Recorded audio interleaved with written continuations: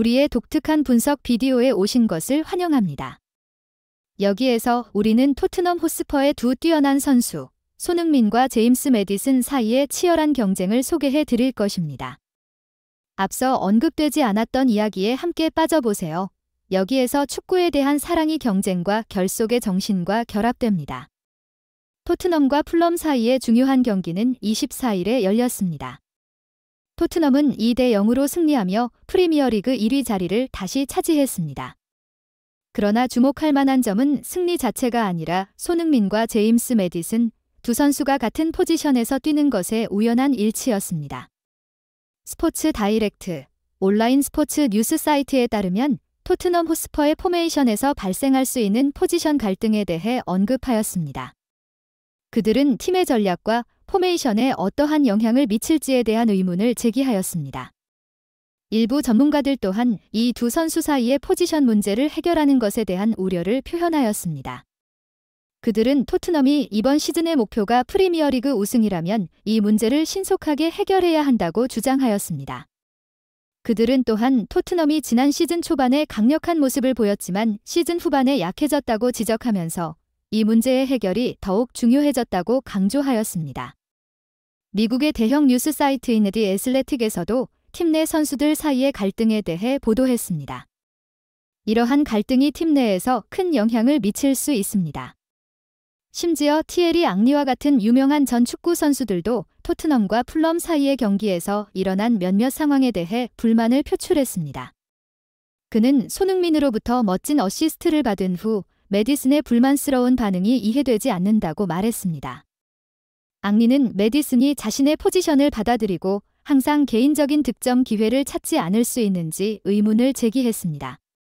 그는 이것이 팀워크와 팀 내 화합에 영향을 줄 수 있다고도 언급했습니다. 그러나 일부 전문가들은 손흥민이 해당 상황에서 슛을 직접 쏘지 않은 것은 개인적 압박 때문이 아니라 호세 무리뉴 감독의 전략과 지시 때문이거나 아마도 팀의 이익을 위한 올바른 결정일 수 있다고 분석했습니다.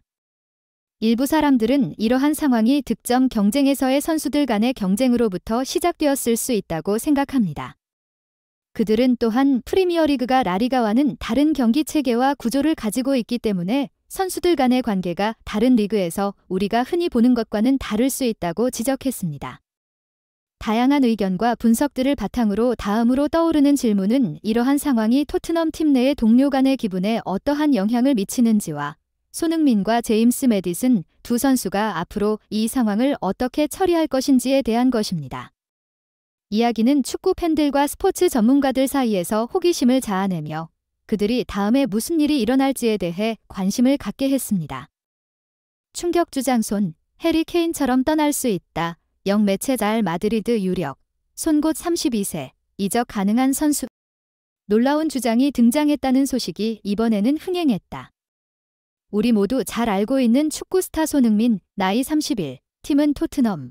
이 자신의 현재 소속 팀인 토트넘을 떠나서 다른 팀으로 이동할 수 있다는 주장이 공개된 바 있다. 이 주장은 일전에 했던 해리 케인의 바이에른 뮌헨 이전과 비슷한 상황을 떠올리게 한다. 후자의 경우에서는 천문학적인 금액이라는 구체적인 이적료가 거론되었던 점이 주목할 만하다. 스페인의 대중지인 피차체스와 영국의 월간 축구 전문 잡지 포포투는 27일 한국 시각 기준에 다음과 같은 내용을 전하였다. 토트넘은 손흥민이 곧 32세의 나이에 접어들게 될 것이라는 사실을 고려할 때 적절한 가격에 그의 이적을 수용하게 될 것이라는 뜻이다. 이는 해리 케인의 이적료를 토트넘이 받은 다음에 그들이 전체 선수들을 재편성한 것과 매우 유사한 상황이다. 그들은 또한 트랜스퍼마르크트에 따르면 손흥민의 가치는 대략적으로 5천만 유로로 평가된다라고 전하였다. 또한 손흥민을 유심히 지켜보는 팀에 대한 특정 정보도 드러났다. 스페인의 피차체스지는 지난 9월 말에 이에 대해 보도하였는데 그 기사에서는 레알 마드리드가 그 팀이라고 밝혔다. 레알 마드리드는 벤제마가 이직한 사우디에 대체로 오게 될 선수를 찾고 있다. 그러나 이는 웬만한 슈퍼스타조차 쉽게 메울 수 없는 자리다.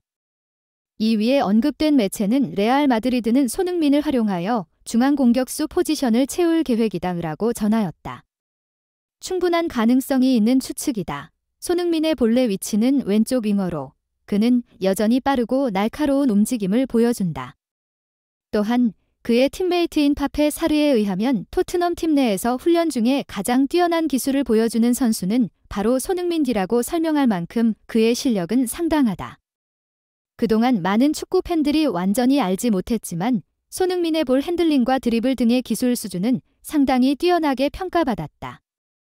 이러한 사실은 그가 원래의 윙어 포지션에서 중앙 스트라이커로 바뀔 때에도 거둔 대성공을 통해 역설했다. 이런 이야기를 들으면 많이 놀라며 충격을 받게 될 것입니다.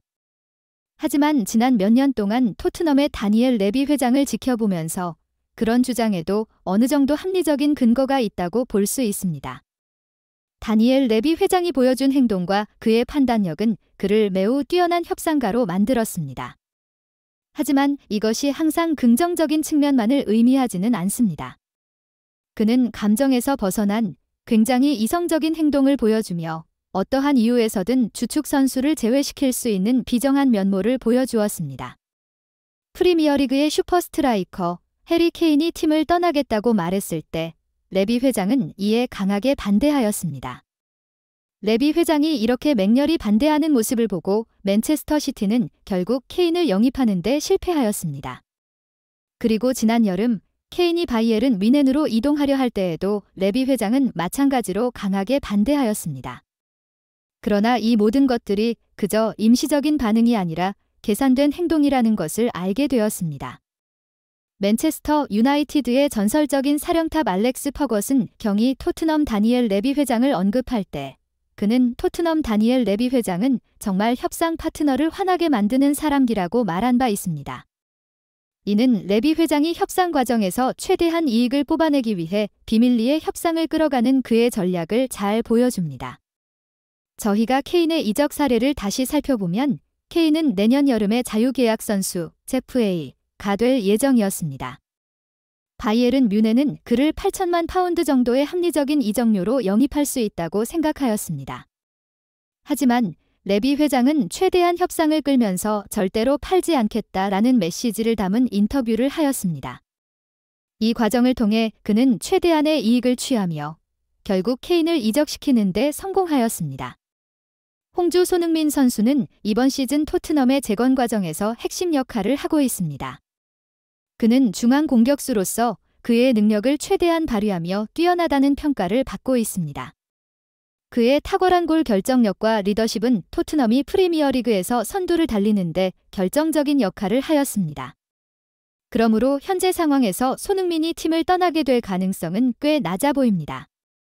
토트넘은 손흥민에게 적절한 재계약 조건을 제시하려는 입장입니다.